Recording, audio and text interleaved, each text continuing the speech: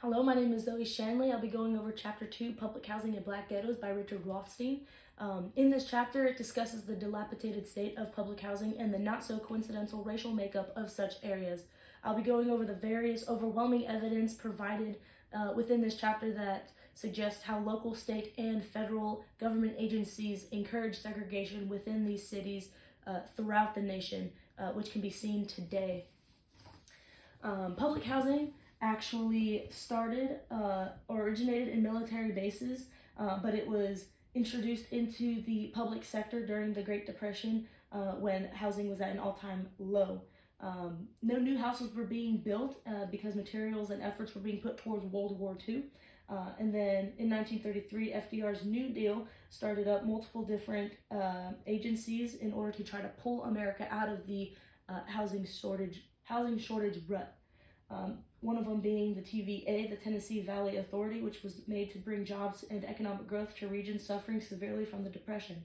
In Norris, Tennessee, 500 houses were actually built, but only for white people, and African Americans, how Rothstein put it, were given shoddy barracks some distance away. The CCC, the Civilian Conservation Corps, was made established work camps for jobless individuals, but this was also segregated in both North and South. And then in New Jersey, in fact, no camps were built for African Americans, and as Governor Hoffman put it, this was due to local resentment.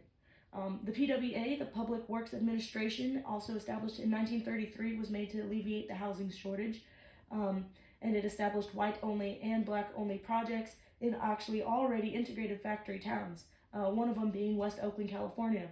The DeSoto Carr neighborhood in St. Louis in 1934 was actually integrated, split down the middle equally 50-50, black and white. However, that neighborhood was completely taken down to build public housing for whites only by the PWA.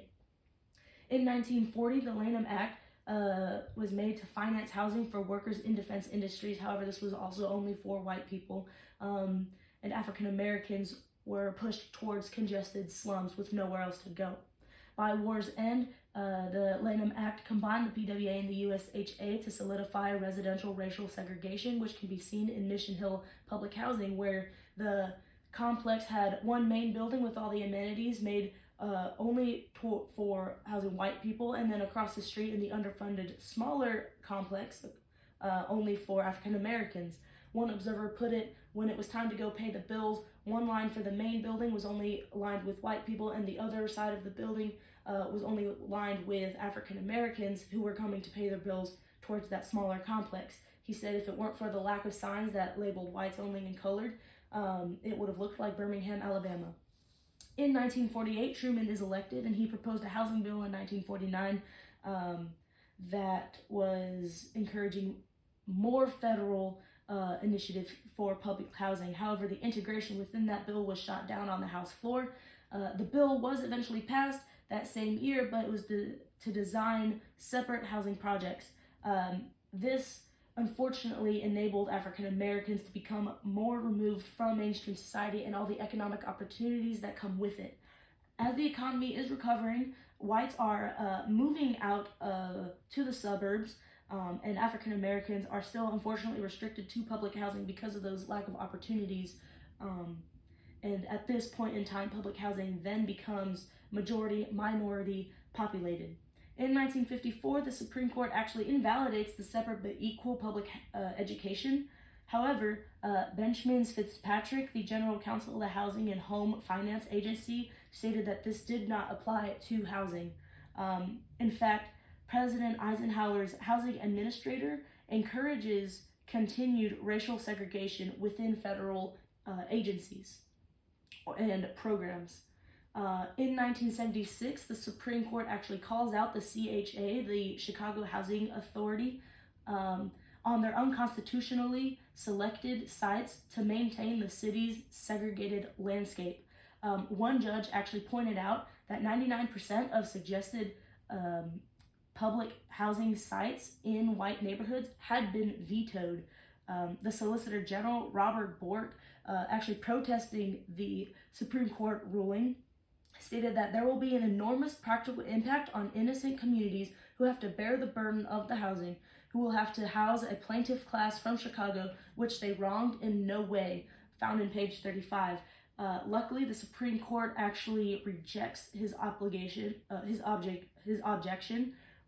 However, in Miami, it can still be found that African Americans within that poor class are assigned to distinct projects, while whites in that same category are assigned vouchers for apartments and rentals. So that economic opportunity within that poor class is still drastically segregated.